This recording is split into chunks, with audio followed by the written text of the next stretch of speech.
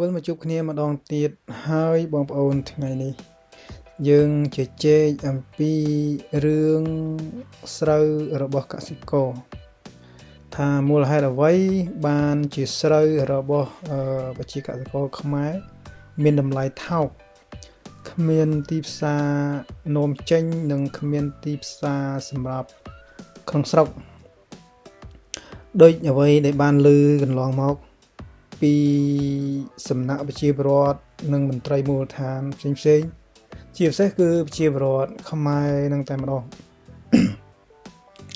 ដោយគាត់លើកឡើងនៅបញ្ហាជាច្រើនដែលតាក់ទងទៅនឹងកង្វល់ហើយនឹងទុក្ខសោករបស់ពួកគាត់ជាពិសេសហ្នឹងគឺប្រជាពលរដ្ឋខ្មែរយើងស្ទើរតែពេញផ្ទៃប្រទេសនៃប្រទេសកម្ពុជាយើងគឺរងទុក្ខ 100% ហេតុអីបានត្រូវរងទុក្ខ 100% គឺបងប្អូនប្រជាពលរដ្ឋយើងអ្នកធ្វើស្រែធ្វើចម្ការគឺវាចូល 60% ឯអ្នកដែលមិនធ្វើស្រែធ្វើចម្ការសោះវា 40% គឺពួកគាត់ប្រកបមុខរបរ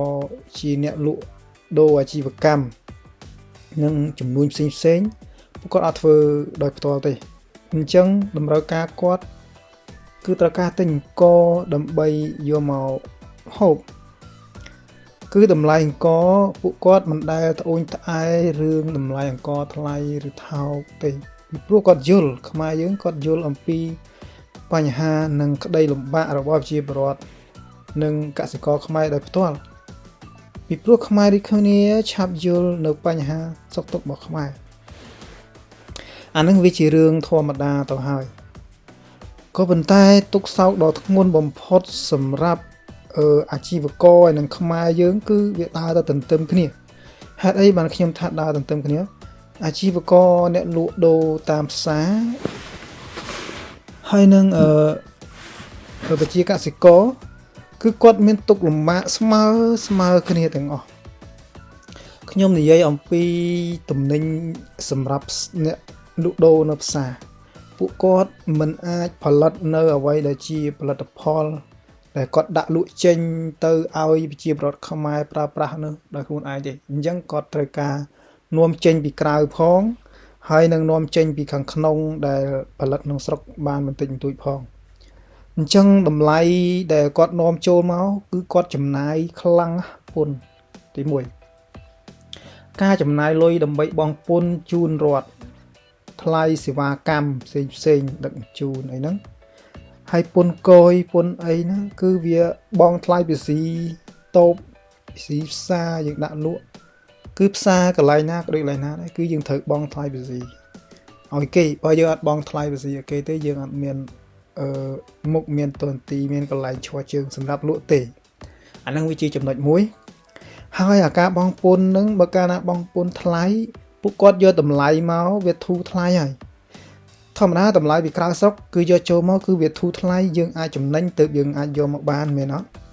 អញ្ចឹងយើងដឹងតម្លៃហ្នឹងយើងអាចយកមកលក់ឲ្យប្រជាពលរដ្ឋខ្មែរគឺចំណេញក៏ប៉ុន្តែនៅពេលដែលយើងឆ្លងកាត់កយឆ្លងកាត់មន្ត្រីមូលដ្ឋាននិងឆ្លងកាត់ការបង់ពន្ធរដ្ឋគេទូទាត់ទៅគេអាចចំណេញបានប្រហែលជា 5% ឬក៏ទៅ 10%ប៉ុន្តែអ្វីដែលជាអត្តពលខ្លាំងសម្រាប់ពួកគាត់អាជីវករហ្នឹងគឺនៅពេលដែលរដ្ឋនិងអ្នករត់ពន្ធកយហ្នឹងគាត់ដំឡើងតម្លៃពន្ធគាត់ដំឡើងតម្លៃផ្លូវតម្លៃដឹកជញ្ជូនដូច្នេះអាការចំណេញ 10% របស់គាត់ហ្នឹងត្រូវផាត់ទៅផាត់មកគាត់នៅសល់តែ 3% ទៅ 2% ទេអញ្ចឹងសួរថាគាត់លក់ក្នុងមួយថ្ងៃហ្នឹងអីវ៉ាន់ដែលគាត់លក់ហ្នឹងដូចថាចំណេញបានរបស់មួយហ្នឹងដូចថាចបកាប់មួយគាត់ចំណេញអត់តែ 2% ហើយ 2% ហ្នឹងគាត់យកមកដើម្បីចំណេញរបស់គាត់ហ្នឹងយកមកចំណេញដើម្បីអីដើម្បីចិញ្ចឹមគ្រួសារដើម្បីផ្គត់ផ្គង់ក៏ប៉ុន្តែ 2% បើសម្រាប់ចិញ្ចឹមគ្រួសារគឺអាចនឹងរស់ក៏ប៉ុន្តែរស់វាវេទនាបន្តិច 2% ហ្នឹងវាអាចនឹងចិញ្ចឹមនៅអាជីវកររបស់គាត់ហ្នឹងអាចនឹងនៅឈរជើងនឹងបានក៏ប៉ុន្តែអ្វីដែលគាត់ចង់បានទ្រព្យសម្បត្តិទុកចែកគោលគាត់ហ្នឹងគឺគាត់អត់មានលទ្ធភាពមានឱកាសទេដោយសារតែ គិតមើលបើសិនជាចប់មួយតម្លៃតែ 2% អញ្ចឹងគាត់បានចំណេញតិចហើយប្រកបទូទាត់ថ្លៃទឹកភ្លើងផ្ទះជួលវាស៊ីជួលអីទៀតគឺគាត់ចំណេញទៅវាតិចមែនទែនវាខុសពីប្រទេសផ្សេងគឺគេចំណេញបានសឹងតែ 15% ទៅ 20% ទើបអាជីវករគេខ្លាចជាអ្នកមានក្នុងអីវ៉ាន់មួយ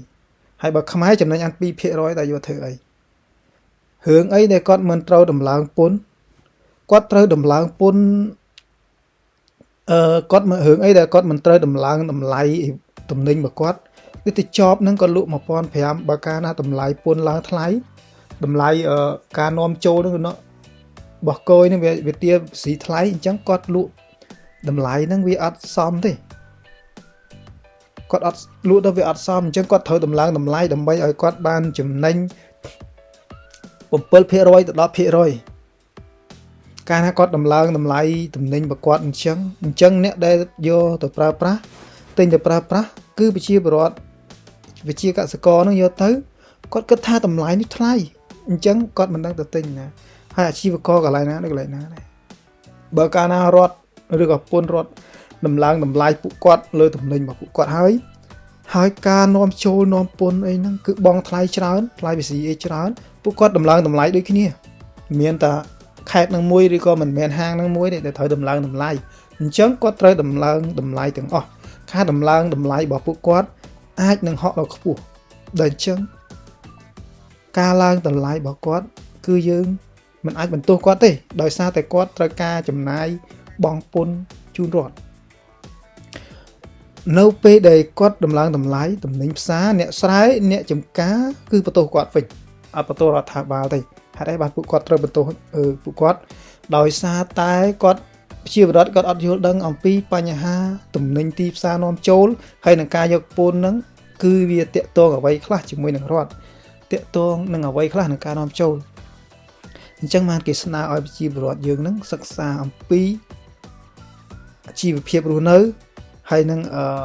អំពីអាជីវករអាជីវកម្មនិងពន្ធរបស់រដ្ឋនិងតម្លៃទីផ្សារផ្សេងរឿងរ៉ាវទាំងអស់នេះគឺវាពាក់ព័ន្ធគ្នាប្រសិនបើយើងបន្ទោសតែមួយមុខទៅលើអាជីវករគឺវាអត់ត្រឹមត្រូវទេអញ្ចឹងយើងគួរបន្ទោសនរណាគេ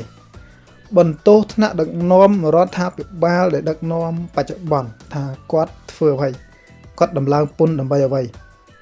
ហើយគាត់យកតម្លៃពន្ធហ្នឹងគាត់គិតអំពីចំណូលរបស់ប្រជាពលរដ្ឋដែរឬអត់គាត់គិតអំពីតម្លៃអ្វីដែលជាប្រជាពលរដ្ឋបញ្ចេញនៅកម្លាំងពលកម្ម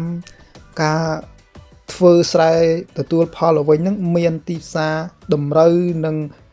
ទំនិញឬក៏តម្លៃទីផ្សារហ្នឹងវាបូកសរុបទៅវាសមាមាត្រគ្នាអាចឲ្យប្រជាពលរដ្ឋរស់បានដែរអត់ចំណុចហ្នឹងខ្ញុំចង់ដឹងចំណុចហ្នឹងតើរដ្ឋាភិបាលមានគិតចំណុចហ្នឹងសម្រាប់ទទួលផលចំណេញទៅឲ្យប្រជាពលរដ្ឋដែរឬអត់អាហ្នឹងហើយដែលយើងគួរតែនិយាយលើកយកមកនិយាយជាមួយគ្នាឥឡូវខ្ញុំនិយាយអំពីបញ្ហារបស់ប្រជាពលរដ្ឋវិញម្ដងប្រជាពលរដ្ឋខ្មែរធ្វើស្រូវក្នុង1គីឡូទទួលផលបានតែ500ទៅ600ទេស្រូវស្រស់ស្រូវស្ងួតគឺតម្លៃវាខុសគ្នាតិចតួចទៅ200 300តើក្នុង1គីឡូហ្នឹងក្នុង1ហត្តាគាត់ធ្វើបាន4តោនវាយ4តោនចុះក្នុង1ហត្តាគាត់ធ្វើ4តោនបាន4តោនហើយក្នុងការផលិតស្រូវរបស់គាត់បើយើងនិយាយអំពីការចាប់ផ្ដើមរហូតដល់ទទួលផលបានគឺប្រជាពលរដ្ឋគឺត្រូវចំណាយនៃការភ្ជួលគេឬក៏យើងភ្ជួរខ្លួនឯងគឺយើងចំណាយប្រេងចំណាយជីកសិកម្មដើម្បីឲ្យសំណាបឬក៏ស្រូវហ្នឹងវាមានការរីករូតលាស់លឿនហើយទទួលបានកម្លាំងថាមពលខ្លាំងដើម្បីទទួលផលច្រើនអញ្ចឹងគាត់ត្រូវពៅដើមពៅដង្ហើមពៅស្លឹកពៅដីឲ្យមានជីជាតិគឺពៅទាំងអស់បាញ់ថ្នាំបាយជីហើយនៅថ្នាំសត្វល្អិតទៀតធម្មតាអីដំណាំដែលដាក់ដល់ដីហើយគឺមានរោគមានសត្វល្អិតហើយដែលមកយាយីព្រោះសត្វល្អិតវាស៊ីស្រូវដែរវាស៊ីអាហារដែរអញ្ចឹងយើងត្រូវការពារយើងត្រូវទិញថ្នាំដើម្បីការពារនៅស្រូវយើងបានយើងត្រូវទិញថ្នាំអញ្ចឹងយើងទិញថ្នាំយើងបូកតម្លៃថ្នាំតម្លៃជីតម្លៃពលកម្មហើយនឹងតម្លៃការជួលរបស់គេហ្នឹងតើយកមកបូកគុណក្នុង1ហត្តា4តោនហ្នឹងលក់តម្លៃ1គីឡូ500ចុះ1តោនបានប្រហែល 1តោនបាន 50,000 ចុះ 4 តោនអានបាន 2 លាន អញ្ចឹងមហាតាអាន 2 លាន បើសិនជាយើងទូទាត់ស្រូវមកបេវាអង្គច្រឡំសំទោសបើសិនយើងទូទាត់ជីមកបេវាអស់ 20,000 ហើយក្នុងមហាតាគេចំណាយអស់ 4 បេឬក៏ 4 ការ៉ុងវាបានអស់ប៉ុន្មានហើយ 20,000 បើគុណនឹង4វាប៉ុន្មាន 1លាន 20 1លាន 20 អញ្ចឹងយើងវាបាន 2 លានហ្នឹងហើយចុះបើយើងទូទាត់ថ្លៃថ្នាំទៀតនៅថ្លៃថ្នាំនៅថ្លៃម៉ាស៊ីនថ្លៃជួលច្រូតព្យួរហើយកម្លាំងពលកម្មរបស់គាត់តើយើងយកមកទូទាត់ទៅវាចំណាយប្រហែលបើថ្លៃជីយើងអស់ 1លាន 20 ហើយចុះនៅថ្លៃថ្នាំថ្លៃជួលគេបើជួលគេច្រូតមកបានផលលក់ចេញតែម្ដងគឺមហាតា 30,000 ជាងក្នុងមហាតា 30,000 ជាងបើជីឯថ្នាំមិននិយាយថ្នាំជីនិយាយហើយយើងនិយាយរឿងថ្នាំវិញថ្នាំមកដបខ្លះ 7,000 ទៅ 10,000 ហើយយើងបាញ់អាចទៅមានល្អ 20,000 ក៏មានដែរហើយយើងបាញ់ 2 ដងក្នុងមួយឆ្នាំក្នុងមួយដៅវាតើវាចំណាយទៅសល់ប្រហែលអញ្ចឹង1លាននៅសល់ 80,000 បើយើងទូទាត់ទៅវានៅសល់ 30,000 40,000 វាអាចប៉ុណ្ណឹងចង់ច្រើនពេកហ៎កាលពីមុនតម្លៃស្រូវ 1,200 ទៅ 1,150 ហ្នឹងគឺយើងអាចនៅសល់បានដល់ 12 លានក្នុងមហាតាក៏ប៉ុន្តែនៅពេលនេះ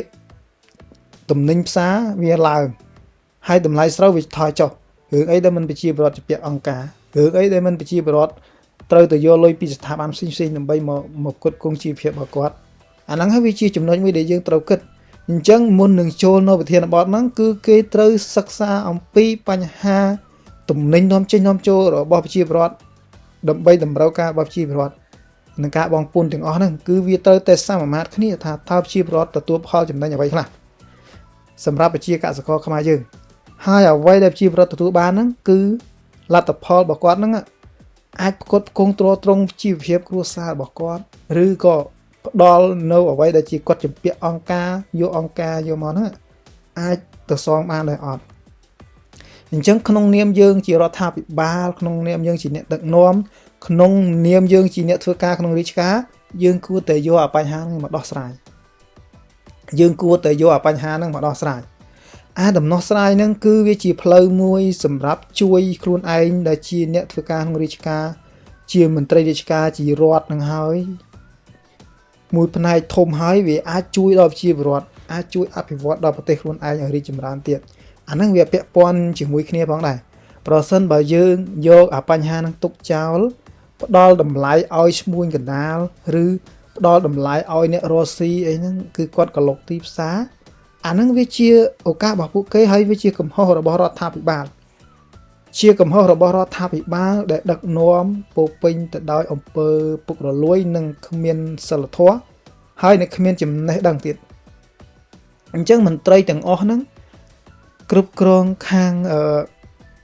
កសិកម្មខាងអ្វីដែលពាក់ព័ន្ធទៅនឹងកសិករហ្នឹងអញ្ចឹងមន្ត្រីអស់ហ្នឹងគឺគាត់មិនខុសទេហេតុអីបានថាខ្ញុំមិនខុសពីព្រោះគាត់ស្ថិតនៅក្រោមគំនាបរបស់រដ្ឋាភិបាលអ្នកដាក់កំហិតឲ្យគាត់រដ្ឋាភិបាលអ្នកទាពុនអញ្ចឹងគាត់ត្រូវធ្វើតាមរដ្ឋាភិបាលជាអ្នកកាន់ច្បាប់បើសិនជាយើងធ្វើល្មើសច្បាប់គេនឹងចាប់ចងយើងហើយទោះបីជាមន្ត្រីណាក៏ដោយមន្ត្រីកសិកម្មក៏ដោយយើងចង់បន្ទោសពួកគាត់ក៏ពិបាកបន្ទោសដែរហេតុអីបានខ្ញុំត្រូវការជើងថ្នាក់ដឹកនាំវាជាអ្នកក្បាលម៉ាស៊ីនដឹកនាំអញ្ចឹងវាធ្វើអ្វីវាត្រូវរៀបចំប្រព័ន្ធឲ្យបានច្បាស់លាស់ដើម្បីឲ្យថ្នាក់ក្រោមនឹងធ្វើការងារនឹងឲ្យវារលូនធ្វើការងារនឹងឲ្យវាស្របទៅនឹងច្បាប់ដើម្បីយើងដាក់កំហិតនៃការសន្យាកិច្ចព្រមព្រៀងជាមួយនឹងមន្ត្រីថ្នាក់ក្រោមក្នុងនាមយើងជារដ្ឋាភិបាលសម្រាប់មន្ត្រីថ្នាក់ក្រោមបើសិនជាមន្ត្រីថ្នាក់ក្រោមធ្វើតាមអំពើចិត្តរបស់ខ្លួនឯងធ្វើតាមអ្វីដែលខ្លួនឯងចង់បានដូចជាមន្ត្រីកសិកម្មផ្សេងៗហ្នឹងអញ្ចឹងអ្នកដែលទទួលកំហុសហ្នឹងអ្នកដែលទទួលទោសហ្នឹងគឺរដ្ឋាភិបាលទេដែលល្ងងអត់ដឹងខ្យល់អីបណ្ដោយឲ្យប្រជាពលរដ្ឋបណ្ដោយឲ្យមន្ត្រីកសិកម្មហ្នឹងធ្វើអ្វីកំណត់ស្រូវកំណត់តម្លៃទីផ្សារដោយខ្លួនឯងអញ្ចឹងរដ្ឋាភិបាលគឺជាអ្នកខុសរដ្ឋាភិបាលគ្មានដំណោះស្រាយ ដើម្បីរៀបចំប្រព័ន្ធនឹងឲ្យបានត្រឹមត្រូវធ្វើឲ្យមន្ត្រីរបស់ខ្លួនឯងហ្នឹងធ្វើការងារដោយអំពើចិត្តស៊ីប្រាក់ខែកេងប្រវ័ញ្ចគ្រប់បែបយ៉ាងអាហ្នឹងវាជាកំហុសរបស់រដ្ឋាភិបាលមិនមែនកំហុសរបស់ពួកគាត់ទេពួកគាត់ធ្វើការងារបើសិនជាយើងគ្មានច្បាប់ទម្លាប់ត្រឹមត្រូវពួកគាត់នឹងធ្វើតាមចិត្តហើយគាត់ធ្វើតាមអ្វីដែលគាត់ចង់បានធ្វើតាមអ្វីដែលគាត់នឹកឃើញយើងក៏លេចមើលប្រទេសអភិវឌ្ឍដូចជាប្រទេសសេរីយើងនិយាយឥឡូវខ្ញុំជាពលករកូរ៉េខ្ញុំធ្វើការនៅប្រទេសកូរ៉េខ្ញុំនិយាយអំពីប្រទេសកូរ៉េវិញមន្ត្រីគ្រប់មូលដ្ឋានទាំងអស់គឺធ្វើការងារស្របទៅតាមច្បាប់ក្នុងមួយឆ្នាំគឺមានការផ្លាស់ប្ដូរនិងបំរែបំរួលរបស់គេក្នុងមន្ត្រីមូលដ្ឋានទាំងអស់គឺត្រូវផ្លាស់ប្ដូរប្រសិនជាមន្ត្រីក្នុងមូលដ្ឋានណាមួយប្រព្រឹត្តនៅបទល្មើសខុសច្បាប់វិន័យនៅក្នុងជួរមន្ត្រីរាជការឬក៏តួនាទីរបស់ខ្លួនឯងមន្ត្រីអស់ហ្នឹងគឺត្រូវដកចោលហើយអត់មានទុកឲ្យអ្នកឯងមានកម្លាំងកេងប្រវ័ញ្ចអីជាបរដ្ឋទេអញ្ចឹងជាបរដ្ឋត្រូវស្នើសុំឬក៏បោះឆ្នោតទម្លាក់រាយការណ៍ដោយភូមិឃុំស្មានអីនេះហើយស្មានឃុំហ្នឹងក៏មិនអាចរួចខ្លួនដែរបើសិនជាសុំកលុំជាមួយមន្ត្រីកសិកម្មទាំងអស់នោះអញ្ចឹងកូរ៉េគេគោរពច្បាប់គេយកច្បាប់មកដាក់នៅពីលើក្បាលហ្មងគេយកច្បាប់មកដាក់ពីមុខហ្មងអ្នកធ្វើការងារក្នុងមន្ត្រីរាជការចូលធ្វើការពឹបពាក់កៅអៅចូលធ្វើការពឹបគឺច្បាប់នៅនឹងចិត្តនឹងគូក្បាលហ្នឹងតែម្ដងអ្នកឯងកេងប្រវ័ញ្ចក៏ហក់អត់រួចដែរអ្នកឯងក្បត់ឧត្តមគតិខ្លួនឯងក៏មិនអាចហក់ទៅរួចដែរអាហ្នឹងហើយបើគេថាដឹកនាំប្រកបទៅដោយច្បាប់និងសមធម៌តែបើសម្រាប់មន្ត្រីនឹងការដឹកនាំរបស់ប្រទេសកម្ពុជាយើងគឺវាខុសគ្នាត្រង់ថាខ្មែរយើងមិនខ្ញុំនិយាយចំខ្មែរយើងនិយាយថាថ្នាក់ដឹកនាំខ្មែរយើងគឺគាត់ចោលមកសៀតអីហេតុអីខ្ញុំថាចោលមកសៀតគឺគាត់ធ្វើការងារអ្វីគឺតាមតម្រូវចិត្តខ្លួនឯងមិនយកច្បាប់ជាធំទេអញ្ចឹងច្បាប់គឺសម្រាប់គ្រប់គ្រងមន្ត្រីព្រោះមន្ត្រីវាមានខូចមានល្អហើយថ្នាក់ដឹកនាំបើមិនថ្នាក់ដឹកនាំល្អទេមិនប្រទេសមិនធ្លាក់ចូលសភាពបែបហ្នឹងទេបើសិនជាថ្នាក់ដឹកនាំល្អប្រសិនជាថ្នាក់ដឹកនាំល្អវិញគឺប្រទេសយើងមិនធ្លាក់ដល់ចំណុចហ្នឹងទេតែប្រសិនជាថ្នាក់ដឹកនាំអាក្រក់ថ្នាក់ដឹកនាំពុករលួយគឺប្រទេសយើងសពថ្ងៃហ្នឹងហើយដែលយើងទទួលបានដែលប្រជាពលរដ្ឋស្គាល់នោះ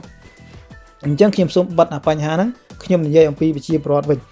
អ្នកធ្វើស្រែអញ្ចឹងប្រជាពលរដ្ឋរត់ចោលស្រុកអត់ការងារធ្វើ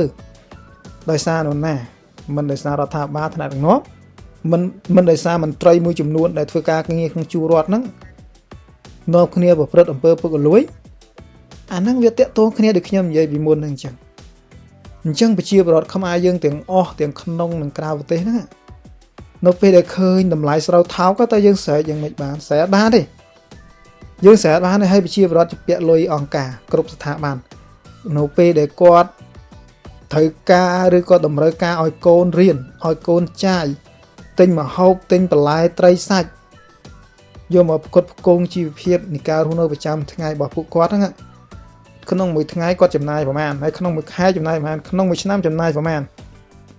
ហើយគាត់មានចំណូលចូលអត់ក្នុងមួយថ្ងៃហើយក្នុងមួយខែគាត់មានចំណូលចូលអត់បន្ទាប់ពីការងារធ្វើស្រែចម្ការហ្នឹងគាត់មានចំណូលពីលើថែមនឹងទៀតអត់មានចំណូលបន្តបន្សំទៀតអត់គឺអត់មានទេសម្រាប់ប្រទេសខ្មែរគឺអត់មានទាំងអស់អ្វីដែលជាខ្ញុំនិយាយមកគឺតម្រូវការរបស់ប្រជាពលរដ្ឋខ្មែរគឺអត់មានទាំងអស់គឺវាអត់មានហេតុអីបានវាអត់មានដោយសារតែថ្នាក់ដឹកនាំយើងគ្មានទីផ្សារឲ្យប្រជាពលរដ្ឋធ្វើទេទីផ្សារការងារទីផ្សារកសិកម្មឧស្សាហកម្មនេសាទទីផ្សារទាំងអស់នោះគឺអត់មានដល់អញ្ចឹងប្រជាពលរដ្ឋខ្មែរទំនេរពីការធ្វើស្រែដើរធ្វើខ្ញុំគេនៅស្រុកគេនៅស្រុកក្រៅកូរ៉េថៃជប៉ុនអីនោះជាងការមកធ្វើការងារនៅភ្នំពេញធ្វើសំណង់ធ្វើអីគេបោកអាហ្នឹងវាជារឿងហេតុមួយដែលយើងគួរតែគិតដែរចំណុចហ្នឹងវាសំខាន់សម្រាប់ប្រជាពលរដ្ឋខ្មែរយើងបើយើងមិនរកដំណោះស្រាយនឹងខ្លួនឯងទេសង្ឃឹមរដ្ឋាភិបាលសពថ្ងៃគេអត់ដោះស្រាយឲ្យយើងទេក្នុងនាមយើងជាប្រជាពលរដ្ឋខ្មែរគឺយើងច្បាស់ណាស់យើងត្រូវតែរកដំណោះស្រាយខ្លួនឯងជាង40ឆ្នាំមកនេះបើយើងនៅតែកង្គៀមឬក៏នៅតែអង្គុយរងចាំនៅកម្មចណ្ដើបនទេវតាដុតធូបបនព្រះអីឲ្យជួយហ្នឹងគ្មានទេវតាព្រះណាមកជួយទេបើទេវតាគណៈបកប្រជាជននេះគឺទេវតាអាចសុទ្ធទេអញ្ចឹងបងប្អូនគួរតែគិតអាចចំណុចហ្នឹងឲ្យបានមែនទេស្រូវគឺជាតម្លៃមួយដែលត្រូវតែខ្ពស់ជាងគេស្រូវគឺត្រូវតែមានទីផ្សារស្រូវត្រូវតែមានការនាំចេញទៅក្រៅនិងក្នុងស្រុក តម្លៃគួរតែឡើងគួរឲ្យកត់សម្គាល់ក៏ប៉ុន្តែតម្លៃស្រូវវាថោកឲ្យគួរឲ្យកត់សម្គាល់ទៅវិញទេអាហ្នឹងហើយគឺជាការដឹកនាំរបស់ថ្នាក់ដឹកនាំយើងបច្ចុប្បន្នហើយអ្នកដែលរងទុកពីណាគេប្រជាពលរដ្ឋកសិករយើងហ្នឹងហើយបើកាលណាប្រជាពលរដ្ឋកសិករយើងអត់មានលុយជាពាក់អង្គការរត់ចោលស្រុកអស់អាហ្នឹងវាធ្លាក់មកដល់អាជីវកម្មវិញហើយប្រជាពលរដ្ឋយើងធ្វើស្រែអត់បានធ្វើស្រូវអត់បានដាំស្រូវថោកគាត់លេងដាំគាត់រត់ចោលស្រុកក្នុងភូមិម្នាក់ក្នុងភូមិនីមួយគឺឆ្ងាត់ជ្រាបធ្វើស្រែក៏លេងបានរត់ចោលស្រុកជាពាក់អង្គការអាហ្នឹងវាពាក់ព័ន្ធទៅនឹងអាជីវករអ្នកលក់ដូរវិញនៅពេលអាជីវករអ្នកលក់ដូរប្រជាពលរដ្ឋខ្មែរធ្វើស្រូវអត់បានពួកគាត់ក៏វេទនាដែរគាត់ក៏ពិបាកដែរគាត់ក៏គិតច្រើនដែរមិនមែនគាត់អត់គិតទេរាល់ថ្ងៃហ្នឹងគាត់គិតច្រើនជាងយើងទៀតគាត់ថាប្រសិនបើមិនមែនគាត់ថាខ្ញុំអ្នកថាប្រសិនបើប្រជាពលរដ្ឋកសិករធ្វើស្រែអត់បានគាត់ឈប់ធ្វើស្រែគាត់អត់មានលុយទិញទំនិញផ្សាររបស់គាត់ទេអញ្ចឹងចរាចរណ៍ទំនិញផ្សាររបស់គាត់គឺលក់អត់ចេញទេអញ្ចឹងគាត់ត្រូវដួលទេតែយើងលក់ឲ្យពីណាបើកសិករយើងលេងទិញកសិករយើងរត់ចោលស្រុកអស់ហើយហ្នឹងលក់ឲ្យពីណាកសិករហ្នឹងក៏រត់ចោលស្រុកអស់ហើយក៏លក់យើងជាអាជីវករហ្នឹងលក់ឲ្យពីណាគេប្រើបើយើងលក់ឲ្យគ្នាយើងអ្នកអាជីវករដូចគ្នាហ្នឹងពីណាគេទិញបើគេលក់ដែរនោះអាហ្នឹងយើងគួរគិតចំណុចហ្នឹងមួយអញ្ចឹងអាជីវករក៏ត្រូវបិទដែរបើសិនជាធ្វើស្រែត្រូវបិទធ្វើស្រែចម្ការវាត្រូវបិទអាជីវករក៏ត្រូវបិទដែរហើយអ្នកដែលខាតធំមួយទៀតគឺរដ្ឋនៅពេលដែលគ្មានអាជីវករគ្មានរដ្ឋគ្មានអាជីវករលក់ដូរគ្មានកសិករធ្វើស្រែអញ្ចឹងរដ្ឋក៏ត្រូវបិទដែរក៏ត្រូវផ្អាកដែរត្រូវក្រដែរដោយសារអត់មានពន្ធនាំចូលអត់មានពន្ធទារពីប្រជាពលរដ្ឋហើយនឹងអាជីវករអាជីវកម្មអាហ្នឹងគឺជាចំណុចខ្សោយដែលយើងគួរគិតចំណុចខ្សោយធំបំផុតសម្រាប់ជាតិយើងឃើញថារឿងរ៉ាវនេះតូចទេក៏ប៉ុន្តែរឿងនេះវាធំខ្លាំងមែនទែនដែលយើងមើលមិនឃើញអញ្ចឹងរដ្ឋាភិបាលត្រូវតែគិតអំពីបញ្ហាទាំងអស់នេះយកមកដោះស្រាយមិនមែនរដ្ឋាភិបាលទម្លាក់ទៅឲ្យឈ្មួញកណ្ដាលហើយឈ្មួញកណ្ដាលចោទថាវៀតណាមឬក៏ថៃជាអ្នកទម្លាក់តម្លៃហើយយកតម្លៃគេនឹងចូលមកយកស្រូវអង្គគេនឹងមកលក់បិទស្រូវអង្គខ្លួនឯងអាហ្នឹងវាជារឿងធំហើយមានរឿងទួយគឺរឿងធំអាហ្នឹងមកពីពីណាថ្នាក់ដឹកនាំនៃគ្នាថ្នាក់ដឹកនាំនេះទីនេះបើកដៃឲ្យមន្ត្រីតាមមូលដ្ឋានមន្ត្រីកយហ្នឹងនាំចូលមកហើយមន្ត្រីកយហ្នឹងគឺនាំចូលមកគឺដោយសារតែរដ្ឋាភិបាលអ្នកបើកដៃដូចគ្នាអញ្ចឹងរដ្ឋាភិបាលខុសគ្រប់យ៉ាងមែនយើងមិនមែនថារដ្ឋាភិបាលខុសគ្រប់យ៉ាងទេគឺរដ្ឋាភិបាលល្ងងអត់ចេះដោះស្រាយនៅស្រុកខ្មែរពីណាក៏មានចំណេះជំនាញនិងបទពិសោធន៍ចេះដឹងគ្រប់ផ្នែកដែរមានជំនាញខុសៗគ្នានៅស្រុកខ្មែរអ្នកដែលចេះគឺមានច្រើនណាស់ក៏ប៉ុន្តែរដ្ឋាភិបាលយើងអត់យកពួកគាត់មកប្រើទុកពួកគាត់ចោលនឹងដោះផ្សិតទុកពួកគាត់ចោលនឹងរត់ចោលស្រុកជួនកាលធ្វើបាបពួកគាត់អាហ្នឹងហើយគឺជាចំណុចមួយដែលយើងគួរគិតហើយអ្នកដែលធ្វើការនឹងជួរដ្ឋាភិបាលខ្លះគាត់ដឹងក៏ប៉ុន្តែគាត់ធ្វើអត់កើតដោយសារគំនាបពីលើគេតម្រូវឲ្យយើងធ្វើអញ្ចឹងរដ្ឋាភិបាលប្រជាពលរដ្ឋឬក៏មន្ត្រីខ្លះគាត់ចេះប៉ុន្តែគេទុកគាត់ចោលរដ្ឋាភិបាលមន្ត្រីខ្លះគាត់អត់ចេះទេក៏ប៉ុន្តែគេរើសគាត់យកមកធ្វើការហេតុអីគេត្រូវរើសគាត់មកធ្វើការគឺដើម្បីងាយស្រួលក្នុងការប្រើមនុស្សល្ងងមនុស្សអត់ចេះមនុស្សចេះក៏ឲ្យនៅទេអាហ្នឹងហើយគឺជាថ្នាក់ដឹកនាំឬក៏រដ្ឋមួយដែលថាពោពេញទៅដោយអវិជ្ជាគ្មានធម៌ក្នុងចិត្តហើយយកពាក្យថាជាតិនិយមឬក៏ការស្រឡាញ់ប្រជាពលរដ្ឋហ្នឹងមកបាំងមុខមកនិយាយអួតក្តែងតែធៀបពិតនោះគឺចោលមសៀតមនុស្សដែលនិយាយពាក្យហ្នឹងគឺជាមនុស្សចោលមសៀតគឺជាមនុស្សអន់បំផុតគ្មានជីវធម៌គ្មានសិលធម៌និងគ្មានសមធម៌ទេហើយក៏មិនមែនជាមេដឹកនាំដែរអាហ្នឹងនេះខ្ញុំចង់និយាយប្រាប់ដល់បងប្អូនមហាជនទាំងអស់គ្នាឲ្យបានដឹងហើយនឹងមានបញ្ហាជាច្រើនទៀតខ្ញុំនឹងនិយាយប្រាប់ទៅដល់ពុកម៉ែបងប្អូនហើយពេលនេះខ្ញុំសូមអរគុណនិងសូមជម្រាបលាយើងនឹងមានឱកាសជួបគ្នាម្ដងទៀតបងប្អូនអរគុណច្រើន